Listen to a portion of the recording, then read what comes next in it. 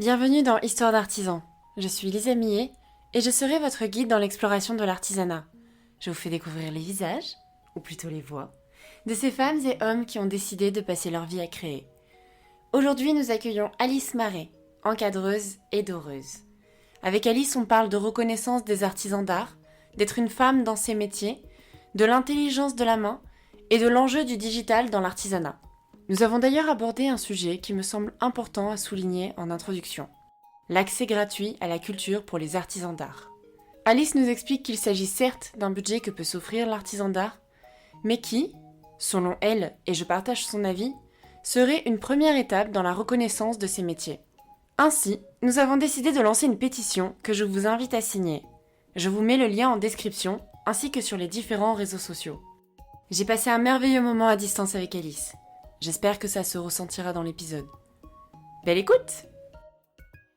La première question, c'est est-ce que tu peux nous raconter ton histoire? Bien sûr, avec grand plaisir. Eh bien, moi, j'ai commencé l'artisanat à 17 ans. Donc, suite à 2 passages au lycée, 2 secondes, général, ça n'a pas très, très bien marché dans le système scolaire. J'ai décidé de travailler et je voulais faire une formation professionnalisante et j'ai découvert l'encadrement d'art. Donc je me suis jetée un peu pas à corps perdu, mais je savais pas du tout dans quoi je m'embarquais. Et en fait, au bout de 3 mois... Ah oui, en fait, c'est parce que je voulais aussi travailler dans le milieu de l'art. Je voulais faire du dessin quand j'étais plus jeune. Mais en fait, c'est pareil, ça demandait trop de travail. Et donc, je m'étais dit: «Non, non, non». Comment t'as découvert l'encadrement d'art? Ah bah, complètement par hasard, je me suis retrouvée, à la Société d'encouragement des métiers d'art, qui n'existe plus malheureusement, qui était un endroit qui répertoriait tous les métiers de l'artisanat d'art, qui se trouvait d'ailleurs sous les arches, de l'avenue Daumesnil, sous le viaduc des Arts. Le viaduc des Arts, ouais. Voilà, le fameux viaduc des Arts. Et donc là, j'avais commencé à une recherche frénétique de métiers que je pouvais faire. Donc je m'étais pas mal intéressée à la bijouterie au début, mais en fait, c'était un truc un peu... Bon, finalement, ça me bottait pas tant que ça.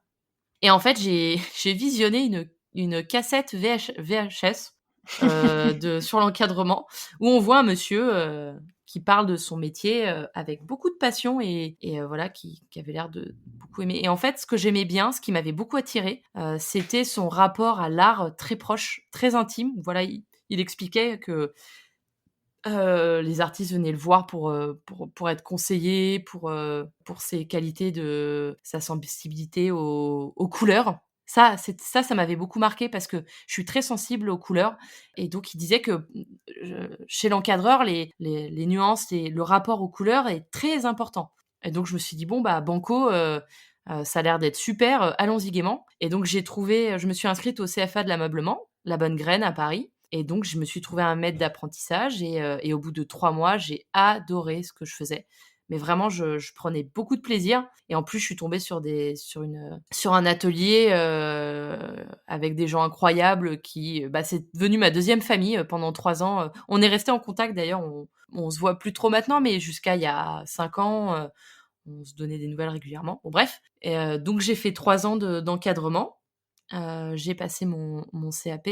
J'ai travaillé 1 an en atelier, dans un autre atelier. Ça doit être incroyable en tant que parent d'avoir un enfant qui passe 2 secondes, que tu te dis mais est-ce qu'un jour il va s'épanouir et au bout de 3 mois, hop, c'est bon, il est Banco. lâché et banco. Alors déjà toi ça a dû être enfin je sais pas, moi j'aurais ressenti une émotion genre mais enfin je sais qui je suis et je sais où je vais. Mmh.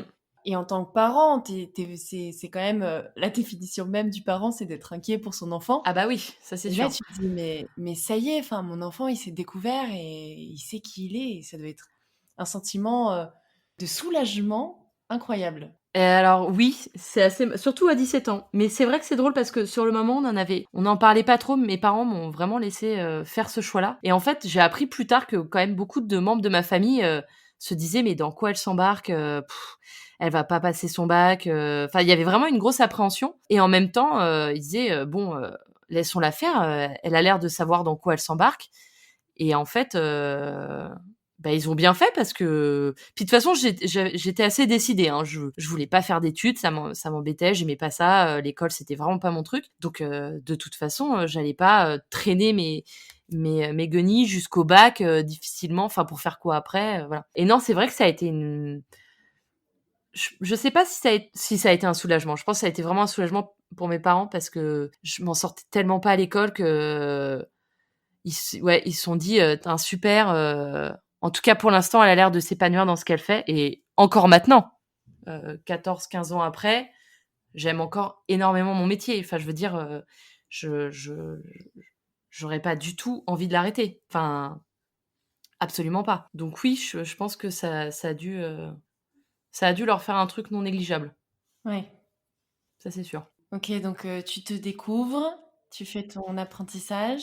Donc voilà, donc ensuite j'enchaîne sur un an en atelier et après, cette année-là, je décide de faire de la dorure parce qu'en fait mon premier maître d'apprentissage en encadrement était aussi doreur et en fait, je trouvais ça génial. Enfin, voilà, j'avais été sensibilisée à la chose et je m'étais dit: «Tiens, ça peut être quand même vachement intéressant de faire les 2 métiers qui sont quand même très complémentaires». Enfin voilà, je m'étais dit: «Beh top, faudrait que je fasse le CAP, dans la foulée en dorure», sauf qu'en fait à l'époque, c'était un peu la crise et donc je trouvais pas de maître d'apprentissage. Donc j'ai travaillé un an en encadrement dans une boîte et à la suite de cette année-là, j'ai trouvé un maître d'apprentissage en dorure. Et donc là, j'ai fait mon CAP en 2 ans et je suis restée un petit peu chez ce patron-là.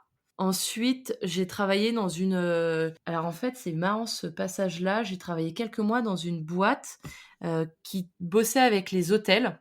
Donc, ils faisaient beaucoup d'agencement, de déco dans des hôtels, voilà, et aussi dans des EHPAD. Et ils avaient un pôle encadrement. Et donc, en fait, tu commandais des affiches sur Internet, c'était imprimé sur place, et nous, ensuite, on les encadrait. Et après, c'était envoyé chez le particulier. Voilà. Marrant. Ouais, c'était assez drôle comme truc. Et donc, eux, ils ont explosé, ils sont devenus une grosse boîte. Suite à ça, j'ai eu des problèmes de santé assez importants, et donc j'ai dû m'arrêter 8 mois. En fait, je pouvais plus travailler. À la fin de mon... Oui, parce qu'en fait, dans cette boîte-là, je faisais aussi un peu de manutention. Donc, pour le coup, je portais vraiment des charges très, très lourdes et je me suis flingué le dos. Enfin, ça a été un peu la conséquence de plusieurs années, mais en tout cas, ça a fini d'achever la chose. D'un point de vue historique, on en est à quel âge là? J'avais 24 ans. Et donc, ouais, j'ai fait une grosse coupure. Donc, j'étais pas prête à reprendre l'artisanat, très clairement. Et je me suis lancée dans la formation graphiste, print et web, dans l'idée que peut-être un jour, si je montais ma boîte, ça me servirait. Et en fait, même le but un peu ultime de cette formation-là, c'était de me dire, tiens, je me développerais bien dans la communication des artisans parce que quand même, de manière générale, les artisans ont pas une très bonne communication, leurs sites sont pas top top. Et d'ailleurs, ça avait été mon projet de fin d'année en web, c'était voilà, développer les sites internet pour les artisans. Finalement, j'ai pas approfondi parce qu'en fait, le métier derrière un bureau, ça me convenait pas du tout, du tout. Et qu'en fait, l'artisanat me manquait trop. Mes premiers métiers me manquaient vraiment beaucoup. Et donc, je suis revenue, j'ai retravaillé dans un chantier en dorure.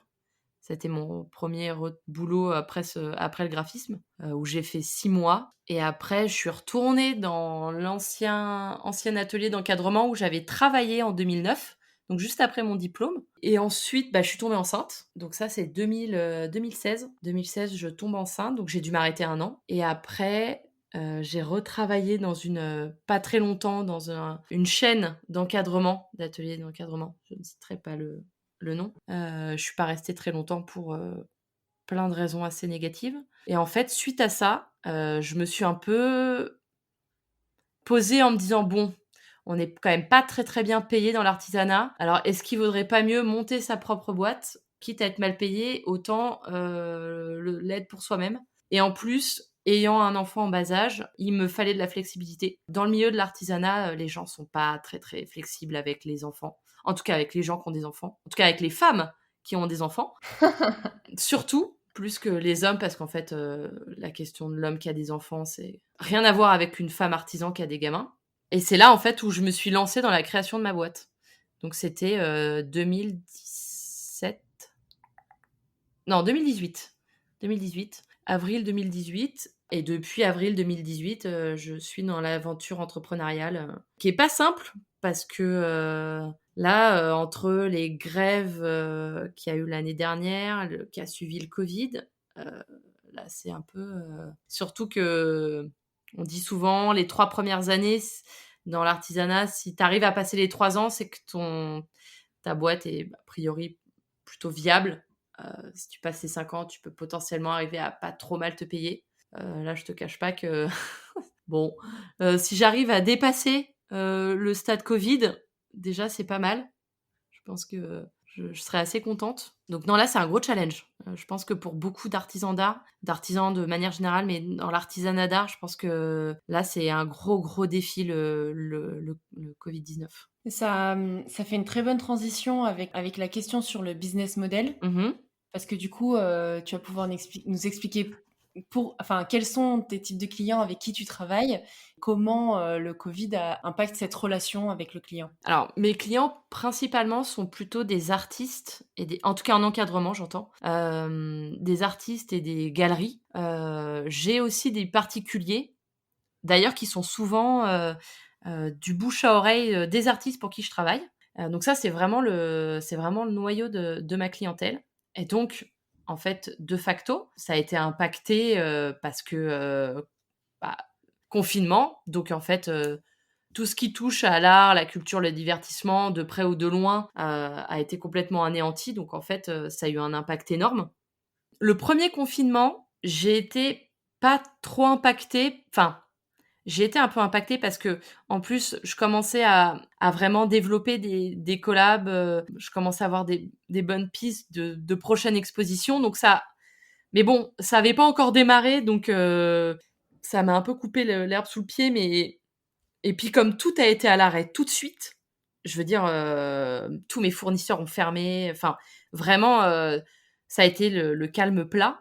Bon, je me disais: «De toute façon, on est tous dans la même galère, donc on verra, après le confinement» et en fait, la reprise a été, assez incroyable en juin, mai-juin. J'ai tous les artistes pour qui je travaillais, tout ça, voire d'autres qui avaient entendu parler de moi, tout ça, qui sont venus tous, ils sont tous arrivés au mois de juin, juillet, août. En fait, ça a été incroyable, ça a été explosion de commandes, de préparation, d'expositions. En fait, les gens se sont vachement adaptés en disant: «Bon, on sait pas trop, dans quoi on va, mais on peut enfin voilà, avec les restrictions qu'on avait, pas plus de tant de personnes dans les galeries, les machins, les trucs». Donc en fait, on commençait à, ouais, à s'adapter en fait à la nouvelle, vie, culturelle, art, qui se préparait et là, le deuxième confinement, il est un peu très dur parce qu'en fait, il arrive en moment où c'est un peu le sommet et en fait, c'est un peu le couperet. J'ai des artistes qui le vivent vraiment pas très bien parce qu'ils avaient des expos qui avaient été lancées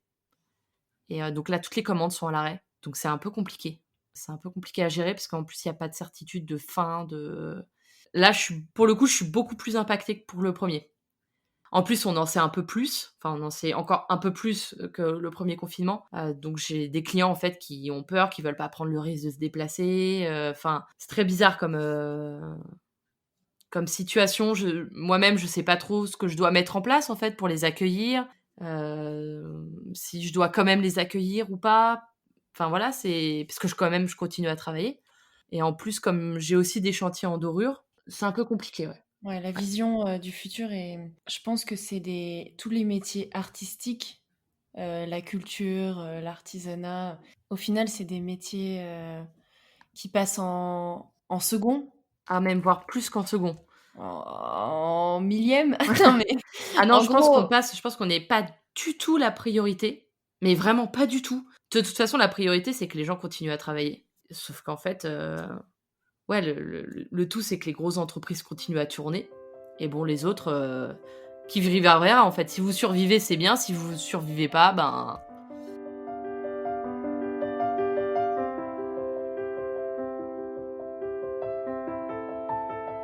j'ai un mantra. ouais, Moi, des échecs j'ai beau avoir 27 ans, hein, moi, des échecs dans ma vie, j'en ai connu. Il ouais. y en a un dont j'ai parlé dans un podcast d'ailleurs, qui s'appelle Phoenix, qui est que ben, j'ai fait 1 an de prépa et puis on m'a virée. Donc, ce premier échec de ma vie m'a appris un truc, c'est que un échec, pour moi, c'est pas un problème, c'est une opportunité. Mmh.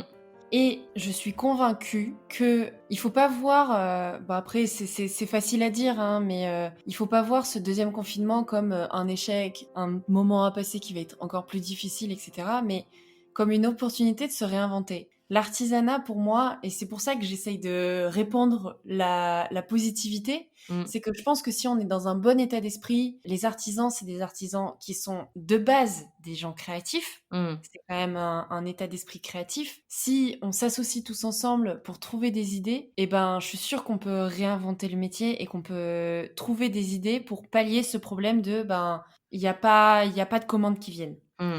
Parce que j'ai pas la solution là de suite, maintenant, c'est des choses dont il faut parler, mais l'art, on en aura le beau et je sais pas, c'est une conviction que j'ai et c'est peut-être complètement trop coucou les petits oiseaux, hein, mais on a besoin du beau et de d'autant plus dans cette période, ouais, dans cette ambiance, on a besoin du beau, on a besoin de jolies choses et on a besoin de l'art, on a besoin de la culture. Tu vois, moi, à la sortie du confinement, ma première réaction, c'est de voir si il y avait des pièces de théâtre qui étaient ressorties. Mmh. Bon, ça a une autre sorte de beau, mais j'avais besoin. Alors déjà, je me suis dit, il faut que je soutienne la culture parce que je sais qu'elle va mal. Mais surtout, j'aurais pu me dire, bah, je vais au cinéma. Mais j'avais besoin de voir les gens, j'avais besoin de rencontrer l'art. Mais je pense qu'on est de plus en plus à se dire, au final, pendant le confinement, je dépense pas trop. Mmh. Pourquoi pas dépenser bien et dépenser avec du beau. Et du coup, ben, le beau, je le trouve où? Je le trouve pas chez Leroy Merlin ou Ikea. Je vais le trouver avec les artisans. Donc voilà, c'est ma question. Je suis peut-être trop optimiste. S'il y a des artistes qui nous écoutent, continuez à produire Tout à et je fait. suis sûre qu'on va trouver des solutions pour. On en parlait avec. Alors, c'est ma nouvelle mentor que j'adore, qui est Annie Gondras, qui est la présidente de Savoir Patrimoine, que j'ai rejoint il y a pas très longtemps. Elle me disait, mais il y a de plus en plus de galeries qui se mettent sur le digital, en fait, Mmh. qui recréent le contexte galerie en digital. Et au final, si on arrive à vendre, on en parlait en aparté tout à l'heure aussi, hein, Mmh. c'est super dur de vendre l'artisanat en digital parce qu'au final, on vend des histoires et on peut pas vendre une histoire en digital, il faut qu'on rencontre la personne. Mais d'un autre côté, ça peut être une solution aussi. Ou de faire, je sais pas, des visites virtuelles de galeries ou des mini, je sais pas, peut-être pas des mini ventes aux enchères, mais genre, t'as le galeriste qui fait un petit live, dire ah ben voilà, je vous présente tel tableau, vous voulez que je m'approche sûr on peut trouver des solutions. Alors, je suis assez alors pour la galerie, c'est encore autre chose parce que l'interaction est pas la même, dans le sens où, le galeriste, il expose, déjà. Donc effectivement, même s'il y a un rapport humain qui est important parce que c'est lui qui va, expliquer l'histoire des œuvres, de l'artiste. Mais dans un premier temps, il y a une possibilité de visualiser les œuvres sans avoir besoin d'être dans une interaction humaine. Ce qui est pas le cas pour un artisan. Tu vois, si tu vas, chez un artisan, c'est parce que tu as besoin de lui parler, parce que tu as besoin d'avoir des conseils. Tu es obligé d'avoir une interaction humaine. C'est obligatoire. Moi, je pense que c'est possible de digitaliser, de numériser les galeries. De toute façon, il y en a déjà plein qui le font, qui le faisaient déjà avant parce que, en fait, quand vous êtes une galerie internationale, et que vous voulez toucher un public international, ben, en fait, vous faites des visites virtuelles, vous faisiez déjà des visites virtuelles. Donc bon, c'est juste que, ça touche un peu plus, effectivement, quand on est dans une ville comme Paris, qui a plein de galeries, que vous avez l'habitude d'y aller et que là, bon, bah, faut regarder ça sur son ordinateur 13 pouces. Effectivement, l'expérience est pas la même. Mais dans un premier temps, ça vous donne une idée, de l'œuvre, de ce que ça va vous amener et que le jour où vous direz: «Bon, bah, tiens, je vais prendre rendez-vous avec la galerie», admettons dans un avenir de post-confinement où on pourra à nouveau se déplacer, dire: «Bon, bah, voilà, avais déjà vu en virtuel et je voulais être juste sûre de mon coup en la voyant en vrai et puis, je vous l'achète ou pas».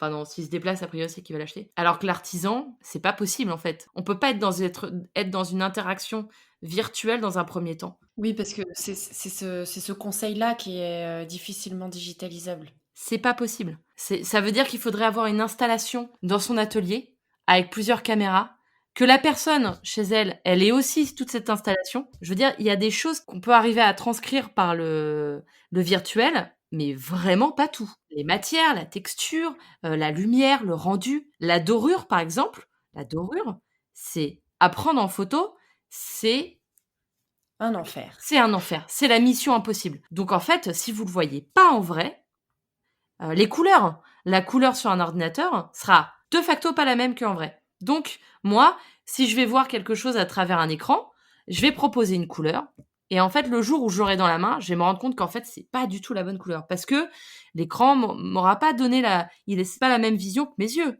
Enfin voilà, la nuance sera pas la même. On peut pas travailler dans des conditions comme ça, c'est pas possible. Enfin, c'est un coup à se planter, c'est un coup à se retrouver avec des encadrements qui, pour le coup, ne vont pas du tout avec l'œuvre. Et si c'est toi qui as entre les mains l'œuvre et que tu fais une visio et que tu dis, bah voilà, je vois ça comme ça, et en fait, toi, tu as le toucher, et en visio, avec l'artiste, lui, il a pas forcément son œuvre sous les yeux.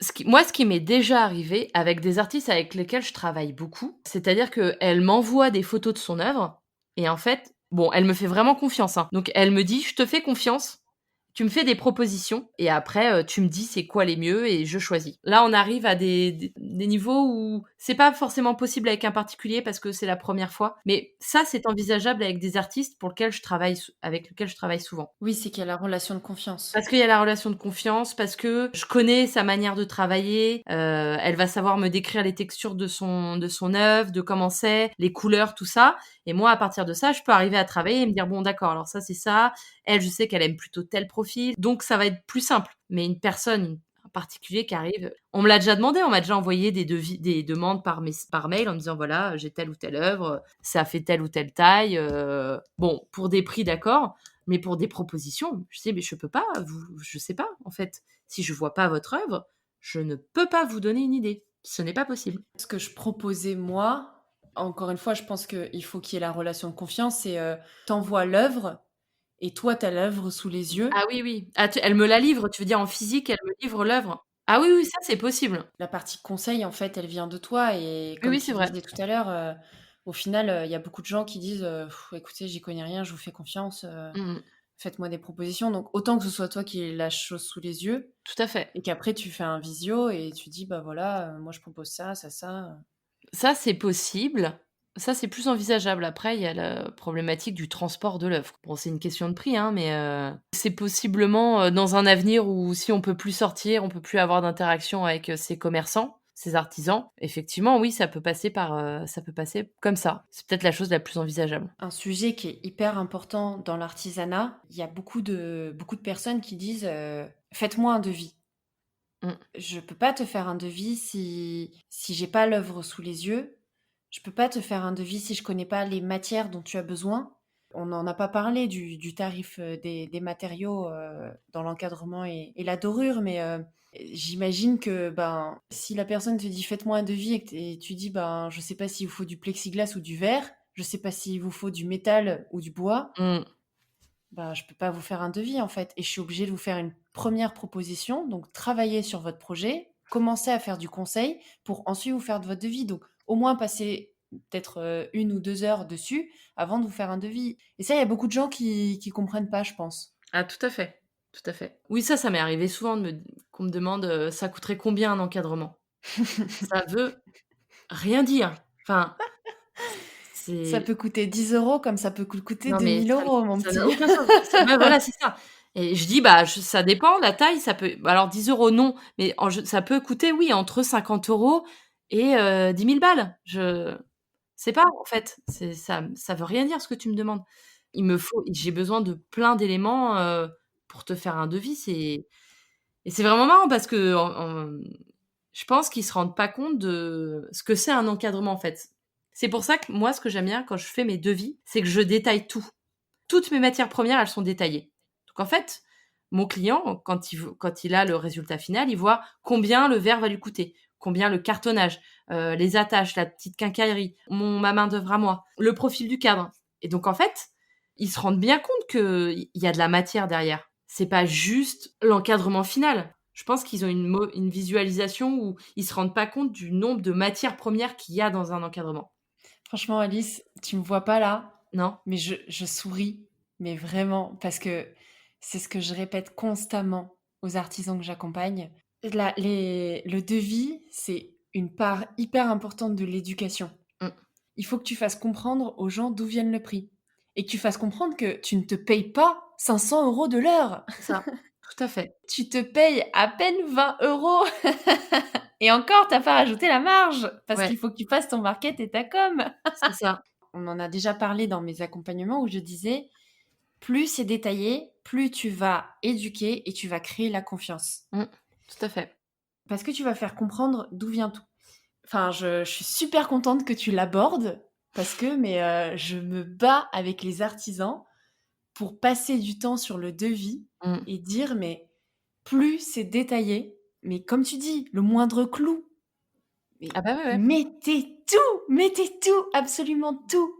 Et en plus, ce que je dis, prends ton exemple de l'encadrement, mais: «Ah bon, la plaque de verre, ça coûte, 300 € l'unité? Et ben, on va partir sur du plexiglas».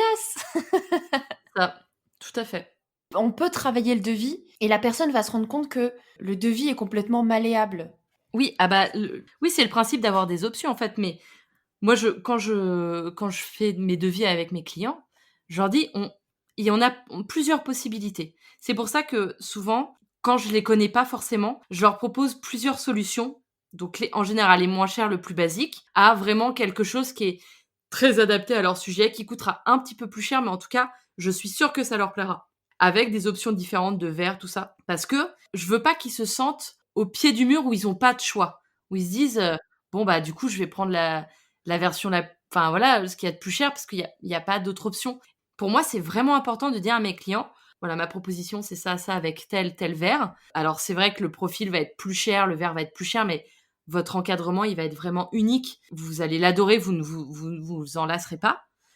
Après, je peux aussi vous proposer une version moins onéreuse, qui sera peut-être selon votre budget, qui sera plus simple, qui fonctionnera aussi avec votre sujet, mais qui sera, plus, dans quelque chose de plus simple, voilà, que vous trouverez peut-être, un peu plus facilement partout, mais qui sera moins cher. Voilà, un verre simple, un cadre, simple en bois plat. Bon, ça va marcher parce que c'est neutre, ça sera moins cher. Mais parce que pour moi, c'est important qu'ils se sentent pas, je suis pas là pour les pousser à la consommation. Moi, je leur propose ce qui est le mieux pour leur sujet, pour leur œuvre, et si c'est la version la moins chère, voilà. C'est Au pas, final, de toute façon, c'est comme ça que tu signes des contrats. Est-ce que tu demandes le budget à la base? ça m'arrive, oui. Ouais, ouais. Quand c'est des gens, quand c'est des particuliers que je connais pas forcément, alors après ça, je pense que ça va avec l'expérience, mais en général, quand je commence à parler avec mes clients, je sais pas, mais il y a quelque chose dans leur manière de parler ou de regarder mes échantillons, et là, je sais si je dois leur demander ou pas s'ils ont un budget. Il y a des clients, je sens qu'ils sont complètement à l'aise et qu'en fait, ils vont avoir un budget, assez, enfin voilà, un peu pas nos limites, mais pas loin. Mais c'est vrai que c'est quand même quelque chose que je demande, parce que ça m'est arrivé trop de fois où en fait, je fais un devis et là ils me disent: «Oh! Ah non, mais c'est pas du tout mon budget». Ou alors, vous vous attendez à quoi comme, est-ce que vous avez une idée un peu du prix? Ah, c'est une bonne question ça. Plutôt que de dire: «C'est quoi votre Ouais, budget?» vous avez un peu une idée du prix? Admettons un 40-30, s'ils me disent: «Oh bah, je sais pas, 50 €». En général, je souris, je dis: «Bon, alors là, effectivement, ça va être un peu plus». Ou combien vous êtes prêt à mettre? Parfois, ça peut marcher aussi, ça peut les mettre un peu plus à l'aise. En fait, moi, ça va m'aiguiller sur ce que je vais leur proposer. S'ils me disent: «Non, non, mais attendez, vous inquiétez pas, faites-moi des propositions». Bon, OK, alors là, je sais dès le départ quel, profil je vais leur proposer. Mais en fait, si la personne me dit, si c'est plutôt ça mon budget, pas plus de 100 €, bon, clairement, je vais pas lui proposer de facto un profil où je sais qu'il va coûter cher, c'est même pas la peine. Enfin, je veux dire, après si vraiment, j'imagine que ça qui va aller avec le sujet, je vais lui proposer quand même. C'est aussi mon rôle quand même de proposer des choses qui vont aller avec leur sujet, et ça m'est déjà arrivé d'ailleurs. La personne avait pas un budget incroyable, mais en fait, il y avait un échantillon, mais qui allait parfaitement avec son sujet, et manque de bol, il était un peu hors budget. Je lui avais dit: «Bon, bah, voilà, de toute façon, moi, il y a toujours des facilités de paiement». J'ai réussi à la convaincre. Je lui ai dit: «Mais, c'est vrai que c'est un budget, c'est indéniable. Après, qu'est-ce que vous préférez? Est-ce que vous préférez mettre un truc qui va moins bien avec, qui est certes moins cher? Ou vous direz peut-être dans 3 ans: "Ah ouais, non mais en fait ça va pas, je voulais l'autre", et vous potentiellement vous allez le refaire? Ou un profil où en fait, vous avez craqué dessus et effectivement ça va super bien avec votre sujet, vous êtes super content. Alors certes, vous allez payer un peu plus cher, mais en fait, le résultat et l'expérience au final, va valoir le coup largement. Et puis vous direz, bah, dans 15 ans: «Ah ouais, non mais en fait, OK, ça m'a coûté un peu de fric, mais je regrette pas du tout, du tout». Ça veut dire quoi un peu plus cher? Si c'est 10, enfin si Ah c'est non, 100 c'est pas € 10 plus cher? euros. Non, non, en général, c'est parfois ça peut aller du simple au double. Enfin, je veux dire, Ah ouais. on part, sur un encadrement à 150 € et en fait l'autre, c'est plutôt du 240-250. Moi on peut réussir à bah, voilà, faire de l'amabilité du devis. Bon, bah, ça on peut l'enlever ou le verre, on peut peut-être mettre une qualité un peu moindre. Tout est possible, mais en fait, rogner sur quelque chose qui vous fait vraiment plaisir, qui va vraiment Ouais. bien avec. Parfois, mes clients, ils préfèrent me dire: «Alors, vous savez quoi? On va pas le faire et quand j'aurai l'argent suffisant, je viendrai le faire». Oui, mais c'est une démarche qui est complètement, enfin qui est pour moi est la bonne en fait. Et bien sûr, Acheter, c'est comme tu dis, hein, acheter plusieurs fois, ça coûtera toujours plus cher qu'acheter une bonne fois pour toutes, hein. c'est ça. Et en fait, même moi, ça m'est déjà arrivé de leur dire, effectivement: «Écoutez, si vous pouvez pas vous l'offrir, attendez». Bon, en plus, parfois, il y a des gens qui sont un peu impatients, mais en fait, quitte à avoir vraiment un bel objet, quelque chose dont vous êtes content, attendez peut-être 1 an, 2 ans et quand vous aurez le budget, pour vous le payer, vous le ferez. Mais ça vaut pas le coup, de l'encadrer dans un truc, voilà, en dessous, alors que c'est pas ce que vous voulez. Enfin, c'est trop dommage. Un encadrement, c'est fait pour, tenir, 15-20 ans, 30 ans. Enfin, c'est pas quelque chose que vous allez, changer, tous les 36 du mois. Enfin, c'est pas, c'est fait pour durer. Enfin, moi, je fais pas des encadrements pour que les gens reviennent, dans 5 ans en me disant: bah, on va le changer». Enfin, moi, ça me fendrait le cœur. Je c'est en tout cas, c'est pas mon éthique professionnelle. C'est pas ça.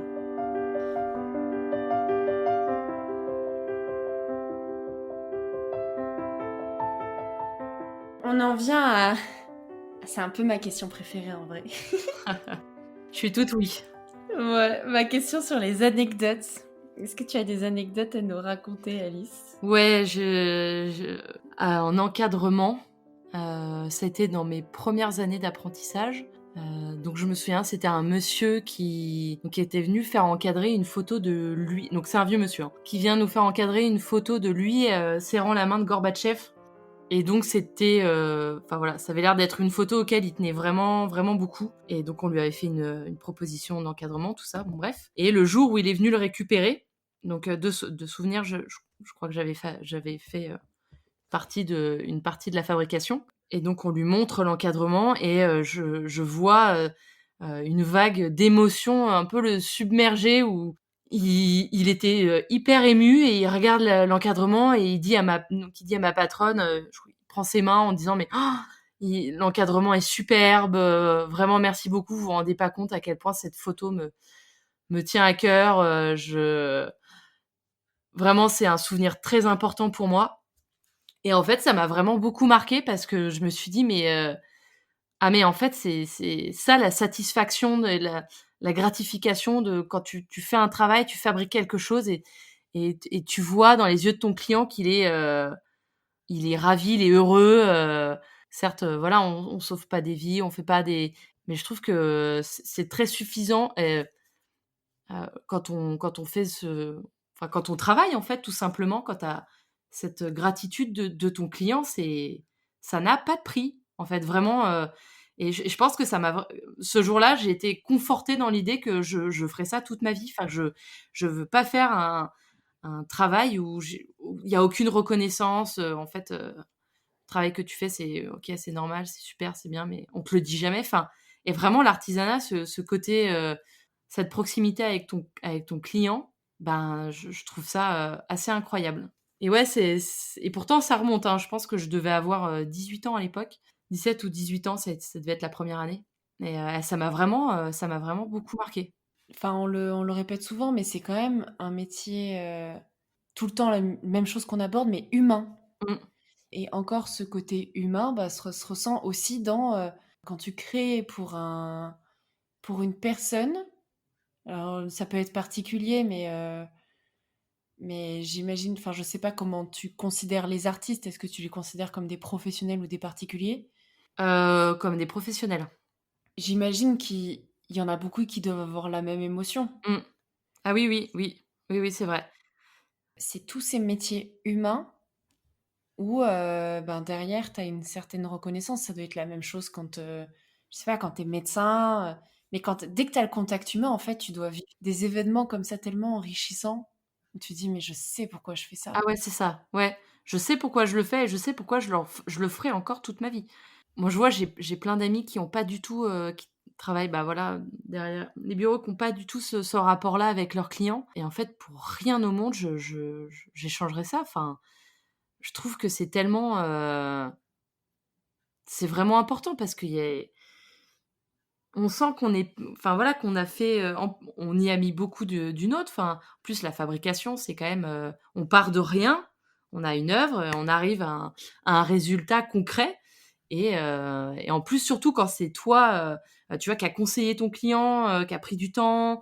Donc parfois, tu as toujours un peu cette appréhension où tu dis: «Pff, j'espère que ça va lui plaire» parce que même si on l'a choisi ensemble, toi, tu arrives à visualiser la chose parce que à force d'habitude, tu arrives à très bien voir, l'imaginer, mais ton client pas du tout. Donc en fait, c'est un peu genre, bon, moi je sais à quoi ça va ressembler, lui pas trop. Et c'est vrai que quand tu arrives au résultat final, mais même parfois, moi je regardais les œuvres, j'étais là: «Pouah, c'est trop beau, je suis trop contente de ce qu'on a choisi, de ce que l'on a choisi tous les 2. Moi, je l'ai mis sur la voie, voilà, c'est mon client qui a quand même le mot de la fin. Et quand je vois, enfin voilà, la réaction de mes clients, enfin vraiment qui sont contents, alors il y en a qui sont expressifs ou pas, hein, et ouais, c'est vraiment satisfaisant. Enfin moi c'est pas une drogue, mais presque. J'avoue, j'aurais du mal à m'en passer. C'est beau. Mmh. Et du coup, ta deuxième anecdote? Et du coup, ma deuxième anecdote, c'est, pareil, apprentissage en dorure.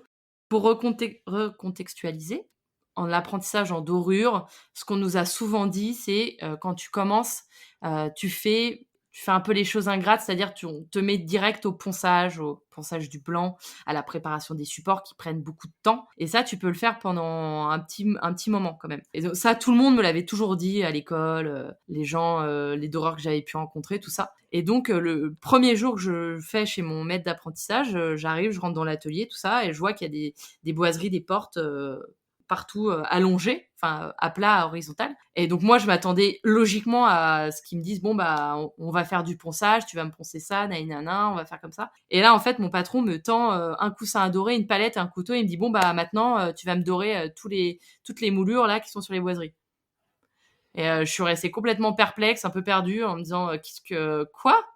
Je C'est pas ça à quoi on C'est m'avait pas ce qu'on m'a prévenu. vendu et en fait, j'étais vraiment interloquée. Je pense que j'ai eu quelques secondes, je l'ai regardé en me disant: «Mais je comprends pas, ah bon?» Il m'a dit: «Oui, oui, il faut que tu arrives à maîtriser, ton coussin, ta palette et ton couteau. Après tu seras si tu es pas à l'aise tout de suite avec, tu risques de pas l'être, plus tard». Et donc lui, en tout cas, c'était sa manière de fonctionner, effectivement. C'est vrai que c'est quand même plus funky de commencer un apprentissage en commençant à dorer plutôt qu'à poncer. Sachant que j'ai quand même fini par poncer à un moment donné ou un autre, hein, mais c'est vrai que c'était mon premier jour d'apprentissage, ça a été ça et ça m'a beaucoup marqué, je dois avouer. Eh ben, c'est très beau et c'est beau de voir qu'on peut rencontrer des gens qui font pas de l'apprentissage, juste, parce que, ben, ça permet d'avoir une rémunération par l'État, Oui aussi, oui, mais parce qu'il a vraiment envie de transmettre et il est vraiment là pour dire, «Tu la génération future donc on va mettre les mains dedans direct». c'est ça, c'est C'est vrai. trop cool. Juste avant d'enregistrer, tu tu as raconté une histoire qui m'a beaucoup plu et j'aimerais bien que ce soit une troisième anecdote. Ah, C'est je me souviens même plus, hein. c'est sur, l'anecdote avec Emmanuel Macron. Comme quoi tu as fait l'Élysée Ah et oui, tu voulais lui donner ta lettre. ah oui! OK, c'est vrai que c'est assez drôle. Effectivement, l'année dernière, j'ai été employée par une boîte de dorure, enfin voilà, dans le cadre d'une restauration d'une pièce à l'Élysée Et en fait, je m'étais dit, bon, bah, si je vais, dans la Maison Blanche, française, ça vaudrait peut-être le coup, d'écrire, parce que j'ai toujours été un peu révoltée de la situation des artisans d'art, en France et je m'étais dit: «Tiens, c'est l'occasion, vu que je vais être là, ça sera peut-être plus facile de lui transmettre». Et donc ouais, voilà, je voulais écrire une lettre à Macron en lui disant, un peu les revendications des artisans d'art, qu'on était un peu, souvent mis en avant, mais pas du tout considérés, qu'on était un peu les laissés pour compte, enfin voilà, souvent dans les campagnes électorales, des politiciens de manière générale, qu'ils avaient tendance à nous utiliser, mais qu'en fait derrière il se passait vraiment rien du tout. Et notamment qu'on quand même fait partie des métiers les plus anciens. On a un savoir-faire qui est là depuis plusieurs siècles et qu'en fait on n'a absolument aucun avantage, aucun, rien, que chi. Par exemple, on travaille, étroitement avec l'art et je me disais: «Mais c'est fou, on n'a même pas un accès gratuit au musée».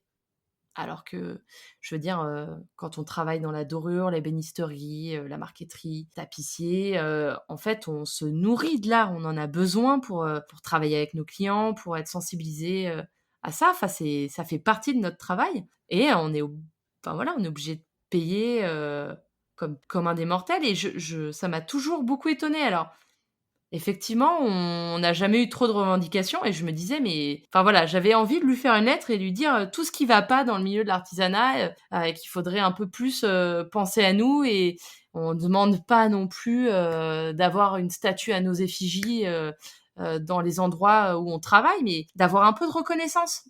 Juste un peu. Vraiment, juste dire, «Ah OK les gars, on vous oublie pas, tiens, voilà, vous avez le droit à ça».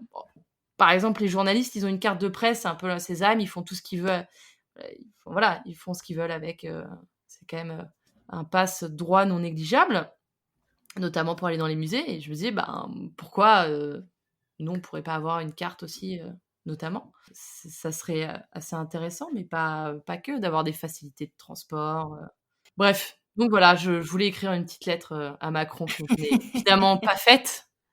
Hélas. Mais j'y ai pensé très fort, hein, même pendant les mois où je travaillais, je me disais: «Il faut que je la fasse, il faut que je la fasse, faut que je la» j'ai pas faite. Tristesse. L'idée de la carte pour accès gratuit au musée ou même des châteaux, Ouais, j'imagine. tout à Enfin, fait, les châteaux, tout en fait, le patrimoine culturel. et ben, je trouve que c'est une super idée. J'ai un peu cette conviction que les changements, ils viennent pas du haut, ils viennent du bas. Ouais, c'est sûr. Et donc, je t'ai dit tout à l'heure, il faut absolument qu'on lance une pétition. C'est vrai, c'est vrai. Je vais la lancer, hein, je te préviens. C'est vrai? Je vais Bah, la je serai lancer. sûrement la première à signer, hein. Et bah, parfait et j'espère que tu la partageras et j'espère que beaucoup de gens vont la signer. C'est une question que j'avais dans mes premiers épisodes, que j'ai un peu abandonnée, c'est les sources d'inspiration. Parce qu'au final, bah, je me suis rendu compte que c'était un petit peu tout le temps la même réponse, c'est, bah, mes sources d'inspiration, c'est, ce qui m'entoure et il y avait souvent qui ressortait: «Je vais voir des expositions» Mmh. et je me suis jamais dit: «Mais attends, tu payes les expositions? 15 €. Bah, 15 € si t'en fais 2 dans le mois, ça fait 30 € et ça va vite et je suis pour qu'on se batte pour que vous ayez accès à la culture et au patrimoine culturel, gratuitement. Donc on va lancer cette pétition Bah, et on va se battre pour d'accord. vous. Ce sera déjà un C'est très un grand pas. Non, mais c'est vrai qu'en soi, ça a l'air un peu, en fait, c'est marrant parce qu'en parlant, j'imagine assez bien, certains artisans que je connais, à qui on dirait ça et qui diraient: «Non mais on s'en fout». En fait, le truc, c'est que si on commence pas par quelque chose, en fait, on commence par rien du tout. Enfin, je veux dire, OK, c'est pas grand-chose. C'est vrai qu'il y en a qui la plupart des artisans peuvent se payer, mais en fait, ça devrait pas être le cas. On devrait pas avoir à payer. Donc, OK, c'est pas grand-chose, de pouvoir aller, dans des musées, dans des, châteaux, mais ça devrait être normal. Donc en fait, si on commence par ça, après on pourra plancher sur d'autres sujets, peut-être plus importants, plus significatifs, se dire: «Bon, bah, déjà si on arrive à avoir ça, peut-être qu'après on arrivera à avoir ça autre chose, peut-être un peu plus grand et peut-être qu'au final, on finira par avoir, je sais pas, une vraie reconnaissance, une importance aux yeux de la population, aux yeux de l'État, aux yeux de nos politiciens, se dire, «Bon, bah, OK, vous êtes une vraie tranche de la population». Ouais, pas, juste, c'est ça. l'artisan au coin de la rue, qui est alcoolique et qui fume 3 paquets par jour. C'est hyper important ce phénomène de reconnaissance et c'est un des combats en ce moment de l'Institut national des métiers d'art qui est en train de se battre pour que les métiers d'art, l'artisanat d'art, aient un code NAF. Tout à fait. NAF, ça veut dire nomenclature d'activité française, si je ne me trompe pas. Et en fait, c'est encore une fois, tu vois, c'est au final, c'est pas grand-chose. Je pense que c'est très compliqué d'un point de vue administratif à mettre en place. Enfin, c'est pas compliqué à mettre en place, mais ça demande de soulever un peu plusieurs personnes, donc c'est pour ça que c'est un peu long. Mmh. Mais avoir ce code NAF, au final, c'est juste une succession de lettres et de chiffres. Mais d'un autre côté, c'est, comme tu dis, une reconnaissance. C'est de dire, mais en fait, vous, métier d'art, vous rentrez dans une nomenclature, vous rentrez dans un système. Alors, je suis très nulle en administratif, mais je me demande si l'impact du code NAF ne va pas impacter, notamment tout à l'heure, tu disais les taxes. Mmh. Et je me demande si t'as pas, tu disais des réductions d'impôts ou des choses comme ça, je me Oui, demande si t'as pas des taxes en fonction de ton code NAF. c'est possible. Oui, parce qu'en fait, administrativement parlant, on n'existe pas. Ouais, C'est-à-dire que quand tu montes ta boîte, encadrement d'art et dorure. Et d'ailleurs, je viens d'ouvrir mon inscription des répertoires des métiers et mon code APE, activité principale exercée, je vais te le lire, c'est fabrication d'objets divers en bois, fabrication d'objets en liège, vannerie et sparterie. Voilà. mais non. Mais si. C'est-à-dire que, en fait, admettons, je suis contrôlée dans la rue, j'ai même pas un papier qui dit, voilà, c'est même pas mon métier. C'est fabrication d'objets divers en bois. OK, il y a vaguement, pourquoi pas, mais objet en lié, enfin, ça n'a pas de sens. Donc en fait, même aux yeux de l'administration, c'est même pas mon métier, c'est même pas mon taf. On se dit quand même, il y a un problème. Parce que même, moi, ça m'est arrivé plein de fois quand je dois remplir des cases, je sais pas, Pôle emploi ou dans des trucs d'administration, bah, je suis obligée de mettre autre. Je trouve jamais mon boulot. Alors, parfois, je vois ébénisterie, je me dis: «Ah! C'est un E, on n'est pas loin, ça pourrait être encadrement», mais non. Non, non, d'horreur non plus. Ça, on n'existe pas. Aux yeux de l'État, on n'existe pas. C'est pour ça que c'est un peu énervant quand on vient de dire, «Oh, les savoir-faire français, l'artisanat d'art, c'est quand même des métiers incroyables, qui sont la fierté de la nation française». C'est un peu, comment dire? C'est un peu énervant de dire, «Ouais, alors d'accord, on est un peu la fierté de la nation française. En attendant, dans 10 ans, on n'existera plus». Alors bon, vous allez trouver qui, du coup, dans 10 ans? Voilà, ça passe peut-être, à commencer par une reconnaissance où, déjà, quand on tape notre truc: «Oh bah tiens, on me reconnaît, cool!» Je sais même pas ce que c'est Sparterie. Je pense que ça part du début, c'est que, heu, encore une fois, ça fait des générations que, on prône le bac+5 et c'est notre discussion du tout début, c'est qu'on prône le bac+5. Donc on a passé des générations à dire: «Pour réussir, il faut être, devant un ordinateur». Tous les gens qui étaient passionnés par ça, on les a mis devant des ordinateurs et aujourd'hui, ben, il y a plus de transmission. Non, Et en fait, ces gens qu'on a interdit de travailler avec leurs mains, et ben aujourd'hui, ils sont pas capables de dire à leurs enfants, je vais t'aider à travailler toi-même avec tes mains parce qu'ils y connaissent rien non plus. bah non. Aujourd'hui, tu as plein d'enfants qui voudraient le faire, mais qui sont complètement perdus, qui savent pas où aller chercher l'information. Et on est là devant admission post-bac et on fait, mais qu'est-ce que je rentre dans ce truc? Moi, je veux faire un CAP en ébénisterie. Qu'est-ce que je mets? C'est ça. Quelle école je mets? La conséquence, c'est qu'en fait, on n'en parle pas ou plus. Il y a plus de visibilité. Après, il y a des métiers qui s'en sortent mieux que d'autres, hein. Bon, typiquement verrier, effectivement, c'est un peu la catastrophe, mais typiquement en ébénisterie, ça se maintient un peu. Nous, en dorure encadrement, pour l'instant, on se maintient. La dorure, déjà parce qu'en fait, on touche une classe de population excessivement aisée. Comme là, en ce moment, les riches deviennent encore plus riches ou se maintiennent. A priori, il y a pas de problème, niveau dorure, ils seront toujours bien. Et en encadrement, on est lié à l'art. Pour l'instant, il y a encore des artistes qui produisent, Le milieu de l'art est quand même très fort, ça reste quand même une bulle un peu financière, donc nous, on est un peu sauvés par ça.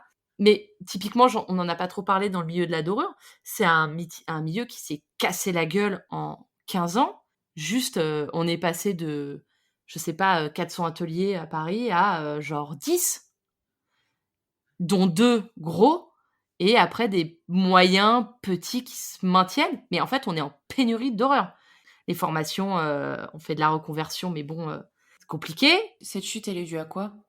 Compliqué d'en parler là, mais Ok. peu compliqué. Ok.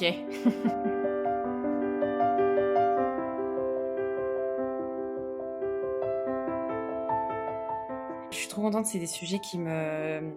Je trouve ça trop intéressant. Ouais, moi aussi. Au final, ça fait 3 heures qu'on parle et on n'a pas fini. Hein. Non, c'est vrai, c'est vrai. Quels sont les principaux challenges que tu rencontres, Alice? Alors, les principaux challenges que je rencontre, à commencer par concilier la vie de famille et la vie professionnelle. C'est quelque chose, quand tu es auto-entrepreneur, déjà, c'est pas simple, mais en plus, quand tu es dans l'artisanat, quand tu as 2 métiers artisanaux, c'est un gros challenge. C'est un gros challenge parce que quand tu es une femme, que tu montes ta boîte, on attend de toi dans notre société, tout ça, que ça, on en a beaucoup parlé ces dernières années, tu sois un peu la Wonder Woman où tu dois pouvoir tout faire, voilà, avec le sourire, donner ton temps professionnel, arriver à tout faire bien, à être présent pour tous tes clients, ton mari, ton mec, ton enfant, voilà, que tu sois pas forcément fatigué, que tu donnes à 300%, et c'est pas très facile d'arriver à trouver un juste équilibre. Tu parles d'équilibre quand tu travailles avec des professionnels, quand tu travailles sur tes chantiers, quand tu travailles avec des particuliers? Alors justement, j'en viens au 2e challenge, qui est de concilier, mon métier d'oreuse et d'encadreuse. Parce que, principalement, quand je suis en dorure, je travaille en chantier.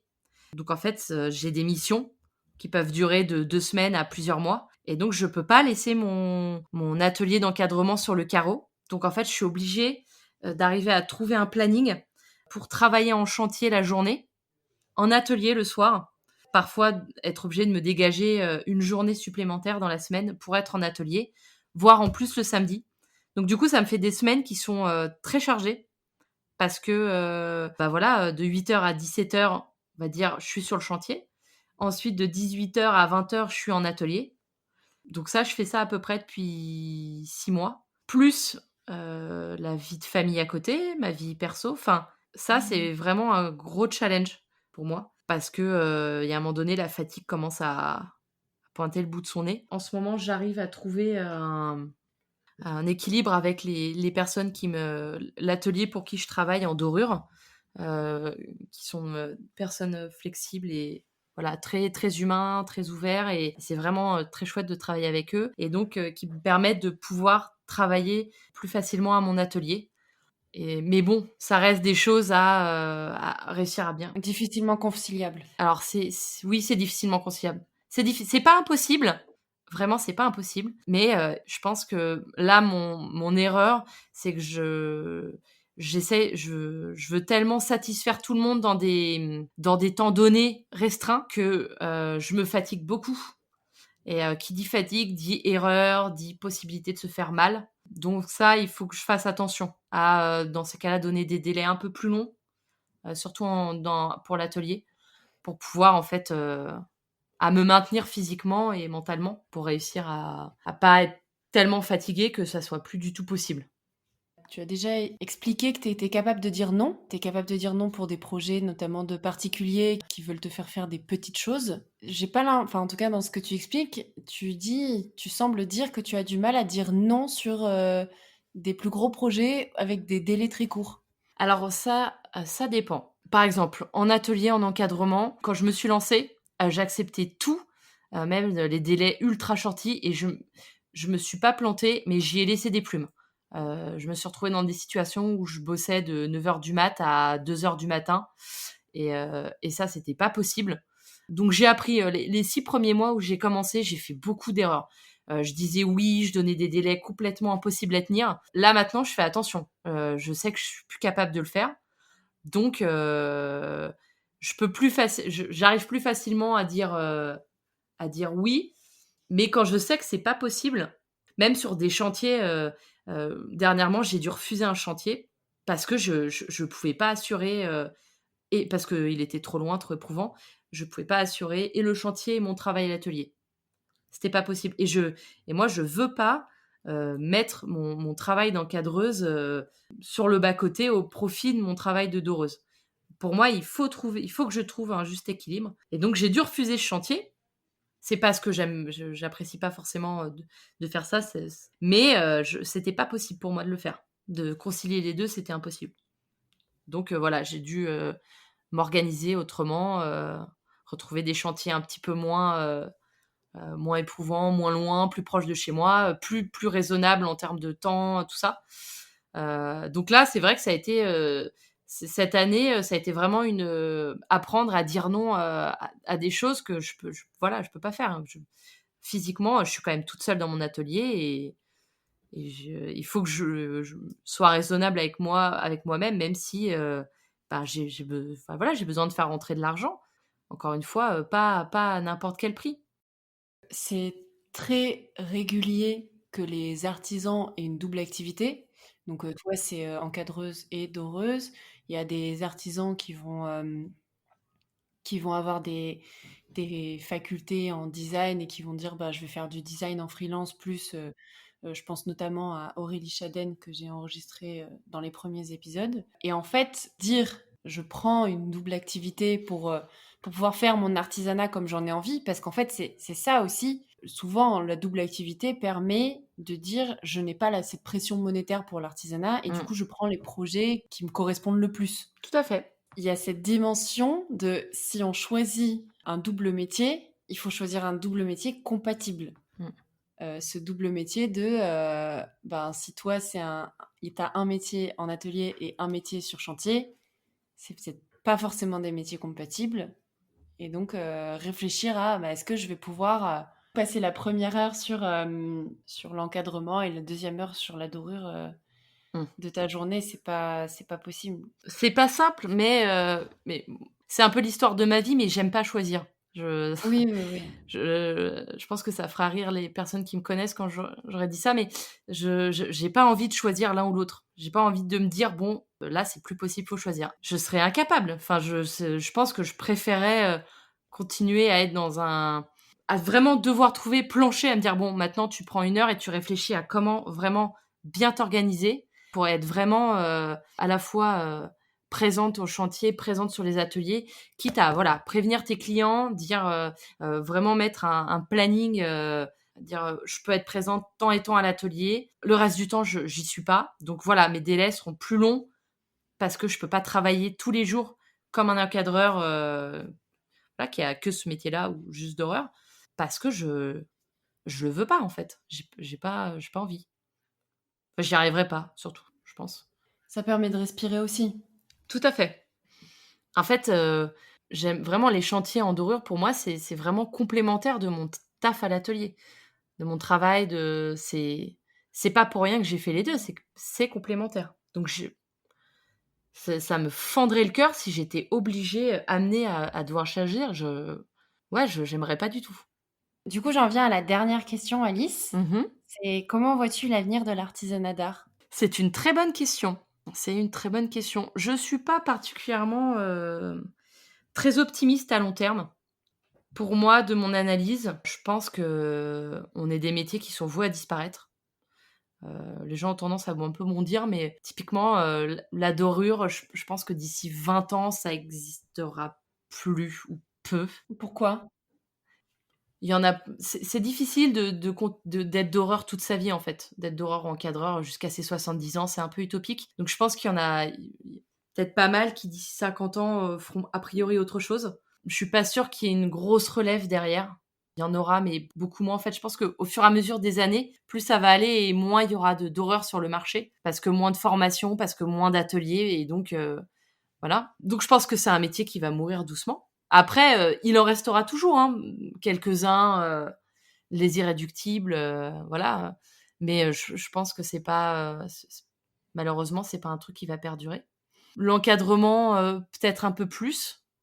À moyen terme, pour le coup, je suis un peu optimiste parce que, avec cette histoire de confinement, j'ai quand même pu remarquer un regain d'intérêt, des personnes pour, tout ce qui est, voilà, déco, réarrangement d'intérieur. Parce qu'effectivement, quand on passe 2-3 mois chez soi, H24, on a tendance à beaucoup regarder ce qui nous entoure et pour le coup, pour en avoir parlé avec d'autres artisans, un ami tapissier, même des menuisiers qui disaient: «Mais en fait, les gens, ils se sont dit, "Ouh là, attends, ça veut dire que potentiellement on va réavoir des confinements"?» Et en fait, du coup, les gens se sont aperçus que: «Ah bah tiens, cette affiche qui est accrochée avec, des punaises, que je dois faire encadrer depuis, 5 ans, que j'ai toujours pas faite, tiens, et si je la faisais maintenant?» Parce qu'en plus, comme peu de gens ont consommé, et ben, là, ils sont plus à même de se dire: «Ah, tiens, je préférais». De toute façon, on peut pas aller au ciné, on peut pas aller, dans les restaurants, les bars, c'est fini. Bon, bah, tiens, j'ai 200 balles à mettre, quelque part, et si je les mettais dans cette affiche ou dans cette sérigraphie qu'on m'a offerte et que j'ai toujours pas encadrée?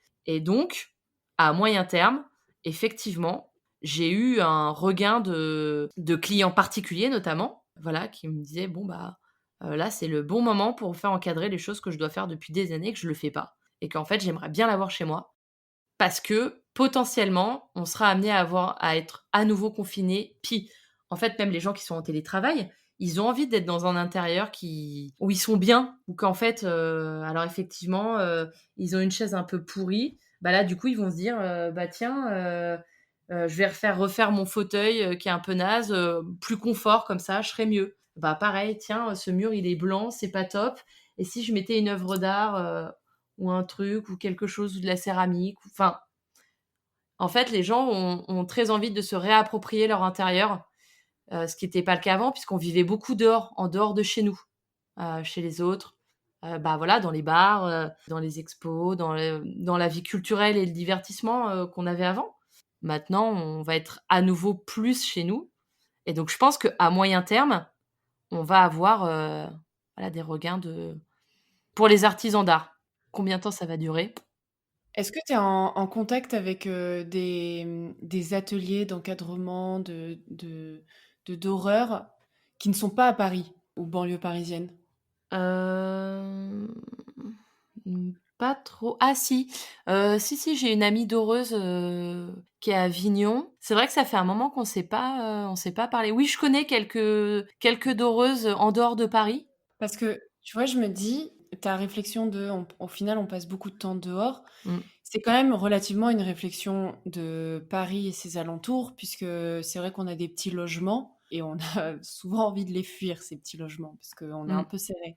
Mais quand tu as une grande maison, tu as plus tendance à rester dans cette grande maison. Mmh Je mh. vois mes parents, ils préfèrent largement un bon film chez eux plutôt que, ou même un resto, ils préfèrent se faire à manger à la maison et profiter, de la cheminée plutôt que d'aller au restaurant. Ouais, tout à Enfin, je fait. vais pas dire ça tous les soirs, mais voilà, un apéro entre amis, ça va pas se faire dans un bar, ils vont s'inviter les uns les autres. Mmh.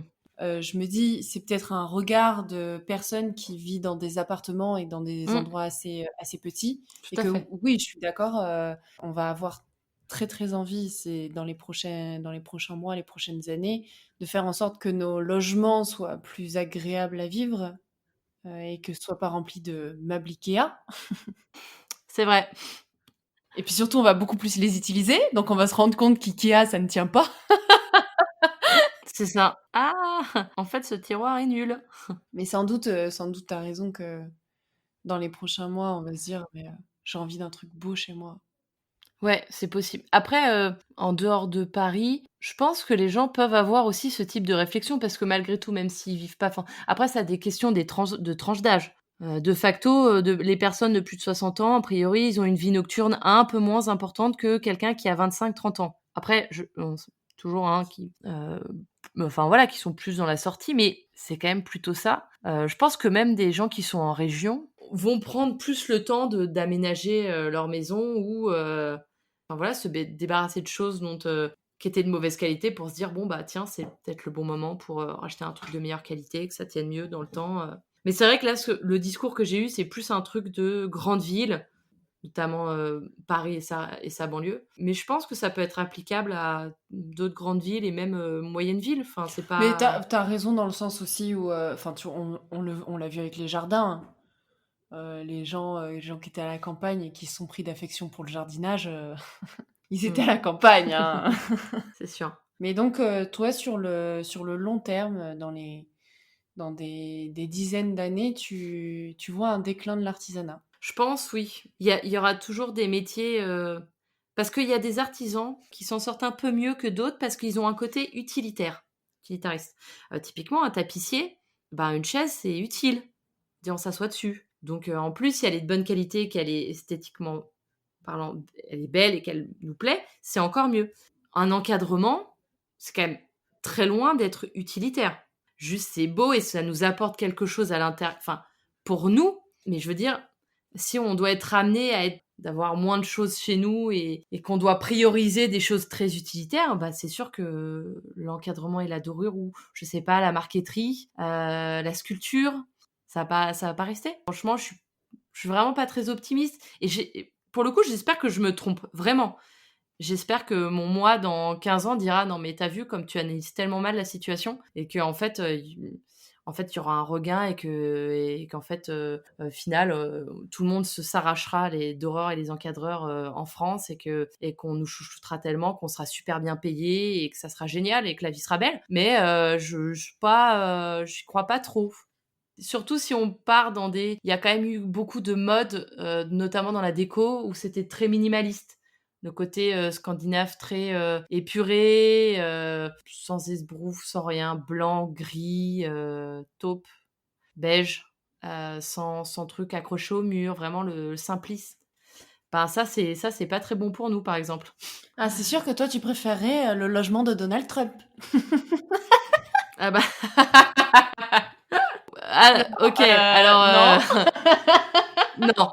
Non, je suis pas alors moi, je suis pas très enfin, je suis bling bling, mais pas, ça me plaît pas trop quand des appartements, il y a de la dorure partout. Alors, j'aime bien ça, hein. C'est un peu kitsch quand même, je veux dire, c'est un peu le problème, des gens qui ont vraiment beaucoup d'argent, c'est que le goût va pas toujours avec. C'est pas parce que tu es milliardaire que tu as bon goût. Malheureusement, c'est souvent quand même l'inverse. Bah, à partir du moment où tu es orange, c'est généralement que tu as mauvais goût, hein. Ah ouais, non, ouais. Et bah, sur cette note très joviale, Ouais, de rappeler que l'argent ne fait pas le goût. tout à fait. Il fait peut-être un peu le bonheur matériel, mais il ne fait pas forcément le goût. Voilà, ce sera notre nouveau mantra: «L'argent ne fait pas Ouais, le goût». exact. Et ben, merci beaucoup Alice. Bah, avec grand plaisir. Merci pour ton Ce temps. fut un très bon moment. Oui, c'était un long moment, mais un très bon moment. C'est vrai. Je suis ravie d'avoir passé ce samedi après-midi avec toi et d'avoir, j'ai un peu plus Ah, confirmé le fait qu'il faut un un équilibre vie pro, vie perso. Donc là, tu es actuellement dans ton tout à atelier fait. et tu n'es pas avec ta famille un samedi après-midi. C'est Voilà. exact. Voilà. Tout à fait.